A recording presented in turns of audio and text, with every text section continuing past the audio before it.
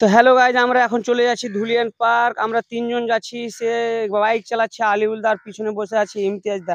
আমরা ধুলিয়ান পার্ক কেন যাচ্ছি তোমরা দেখো। আমরা ধুলিয়ান পার্ক যেতে যেতে আমরা এখন ডাকবাংলা পৌঁছে গেলাম।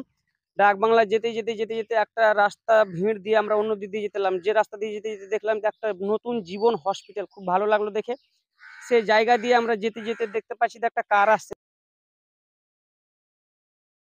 সে কিন্তু ফোন করেছে, আর সেই হচ্ছে ভিভিএম সোহেল, যার জন্য আমরা ছুটে পড়েছি ধুলিয়ান পার্ক। সেকে দেখছি তো চার চাক্কাতে আমাদের পিছনে পিছনে চলে আসছে। যেতে যেতে আমরা পৌঁছালাম এখন ধুলিয়ান পার্ক। এই হচ্ছে ডাবলু দা, মুখেজির সাথে ভিডিও বানায় ডাবলু দা। তারপরে ইমতিয়াজ দা আছে এখানে, সবাই মিলে। তারপরে আমার বেঙ্গালি ভাই, ইউটিউবার বেঙ্গালি ভাই। কি তোমার ব্লগ দেখে নাকি মিনি ব্লগ হবে?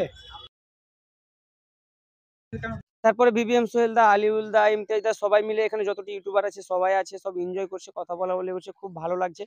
সবাই পার্কে ঢোকার জন্য টিকিট কাটতে গেল। টিকিট কাটা আসার পরে সবাই আমরা দরজার কাছে দাঁড়িয়ে আছি। তারপরে আমরা টিকিট কেটে ঢুকে গেলাম পার্কের ভিতরে। এই যে আলিউল দা, ভিভিএম সোহেল আর বেঙ্গলি ভাই ডাবলু দা সবাই চলে যাচ্ছে, আমি পিছনে পিছনে যাচ্ছি, খুব ভালো লাগে।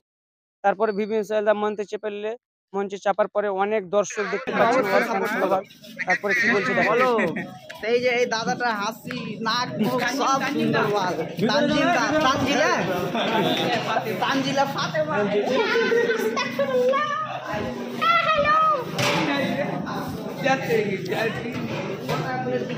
তারপর একটা বিরিয়ানি দোকানে সবাই দাঁড়িয়ে আছে, আর ডাবলু দা ঘুরে বেড়াচ্ছে। সবাই ওখানে আলিউল দা, ভিভিএম সোহেল সবাই মিলে ওখানে কথা বলা বলি করছে, কি কে খাবে, কি ঘোরাফেরা করবে। ইমতিয়াজ দা এখানে দেখতে পাচ্ছি।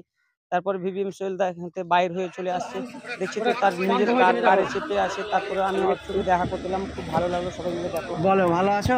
ভালো, আপনি? আমিও ভালো আছি, খুব ভালো লাগলো তোমার সাথে দেখা করা। Your look is too cute, আমার মতন সেম। চলে